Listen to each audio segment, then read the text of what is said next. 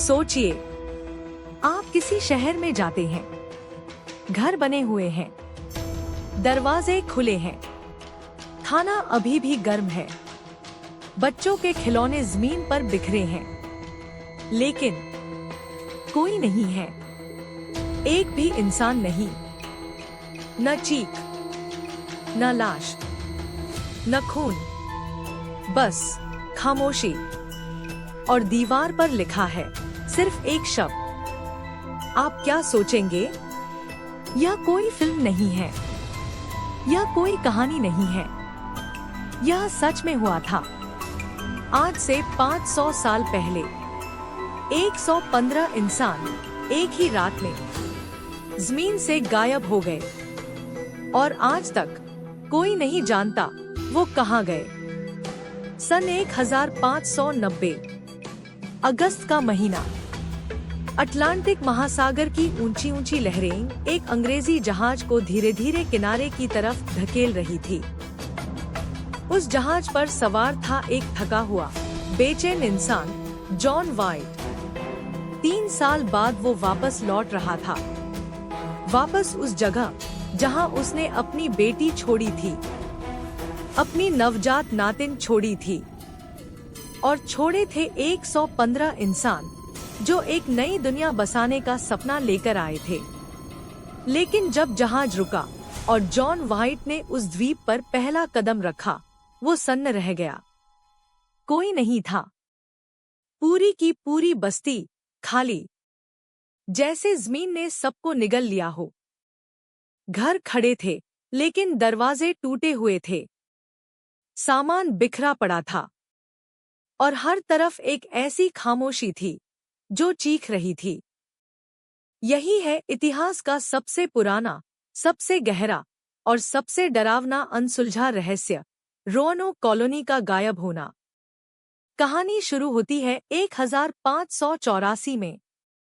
England की महारानी Elizabeth प्रथम ने सर वाल्टर रैले को एक आदेश दिया, अमेरिका में एक स्थायी अंग्रेजी बस्ती बसाओ।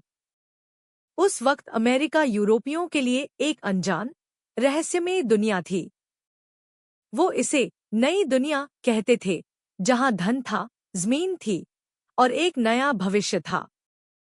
पहला दल 1585 में गया। उन्होंने रोanoke द्वीप पर, जो आज नॉर्थ कैरोलिना में है, एक छोटी सी बस्ती बनाई। लेकिन वो ज्यादा दिन टिक नहीं सके। स्थानीय मूल निवासियों से तनाव बढ़ा, खाना खत्म हुआ, और वो वापस लौट गए। फिर 1587 में एक दूसरा दल भेजा गया। इस बार ज्यादा लोग थे, इस बार पूरे परिवार थे। इस बार इरादा बिल्कुल पक्का था, यहाँ रहना है, यहीं बसना है, यहीं मरना है। और इस दल की अगुवाई कर रहे थे जॉन वाइट। जॉन वाइट सिर्फ एक नेता नहीं थे, वो एक कलाकार भी थे। उन्होंने उस नई दुनिया के नक्शे बनाए, वहां के पेड़ पौधों और मूल निवासियों के चेहरे कागज पर उतारे। उनकी आंखों में एक सपना था, एक नई दुनिया का सपना। 18 अगस्त 1587 को उस बस्ती में एक बच्ची पैदा हुई, वर्जीनिया डेयर। वो पहली अंग्रेज बच्ची थी जो अमेरिका की धरती पर जन्मी थी, जॉन वाइट की नातिन। लेकिन खुशी ज्यादा दिन नहीं रही।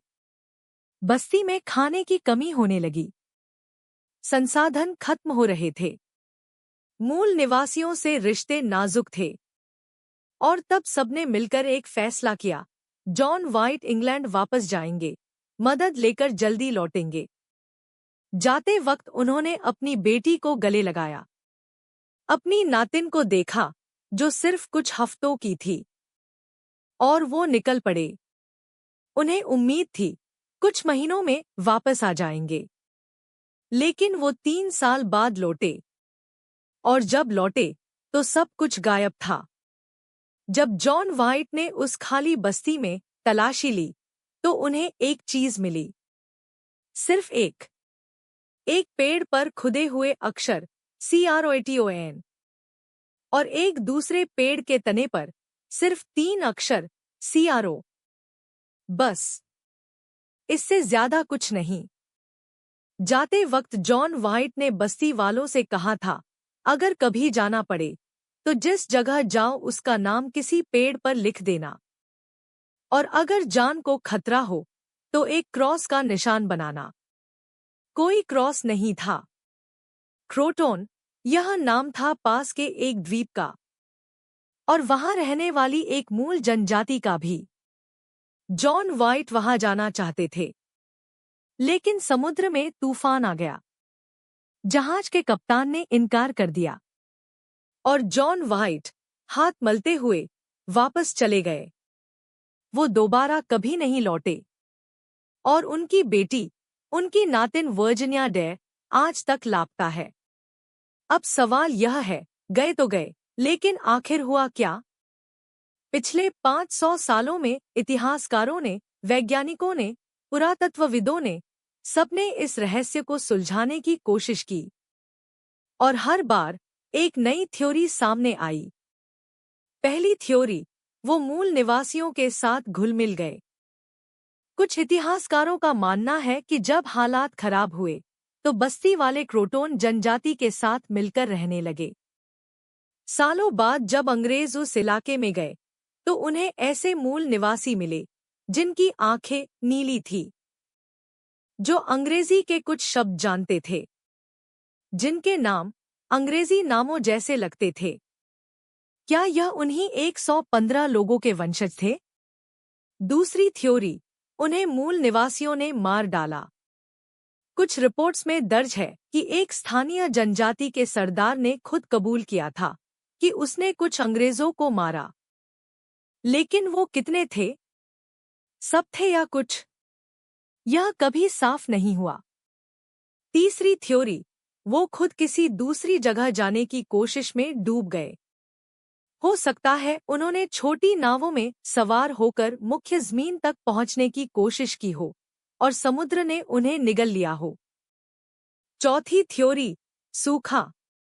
2018 में वैज्ञानिकों ने पेड़ों के छल्लों का अध्ययन करके पता लगाया कि 1587 से 1589 के बीच उस इलाके में भयंकर सूखा पड़ा था, पिछले 800 सालों का सबसे बड़ा सूखा। खाना नहीं, पानी नहीं, तो शायद वो मजबूरन वहां से निकल गए। और पांचवी थ्योरी, जो सबसे डरावनी है, कुछ लोग मानते हैं कि उन्हें किसी ऐसी चीज का सामना करना पड़ा जिसे हम आज तक समझ नहीं पाए, कुछ ऐसा जो इंसानी समझ से परे था। 2020 में एक नई खोज हुई। पुरातत्वविदों को उस इलाके में जमीन के नीचे दबे कुछ अवशेष मिले, यूरोपियन बर्तन, औजार और निर्माण के निशान। यह जगह रोअनोक द्वीप से कुछ दूर मुख्य जमीन पर थी। क्या यह उन्हीं लोगों के निशान थे? क्या वो वहां गए थे? शायद हाँ, शायद नहीं, क्योंकि इंसानी हड्डी का एक भी टुकड़ा आज तक नहीं मिला। 115 इंसान और एक भी हड्डी नहीं। यह रहस्य सिर्फ एक गायब बस्ती की कहानी नहीं है।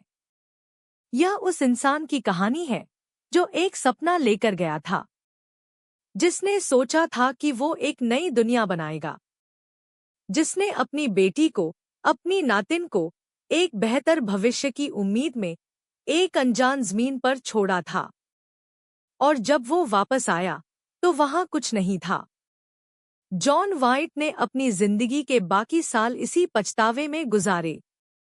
उनकी डायरी में लिखा है, मैं उन्हें वापस लाने का वादा करके गया था, लेकिन मैं उनके लिए कुछ नहीं कर सका। वर्जिनिया डेयर, वो बच्ची जो अमेरिका में पैदा हुई थी, उसका क्या हुआ? आज तक कोई नहीं जानता। 500 साल बीत गए, हजारों खुदाइयां हुईं, सैकड़ों किताबें लिखी गई, दर्जनों डॉक्यूमेंट्रीज बनी, लेकिन रोअनोक का रहस्य आज भी वैसा ही है जैसा उस दिन था जब जॉन वाइट ने उस खाली बस्ती में कदम रखा था। कभी-कभी इतिहास के कुछ दरवाजे बंद रह जाते हैं और उनके पीछे की आवाजें हमेशा के लिए खामोश हो जाती हैं। रोअनोक, वो शहर जो एक रात में खाली हो गया और जिसका जवाब शायद कभी नहीं मिलेगा।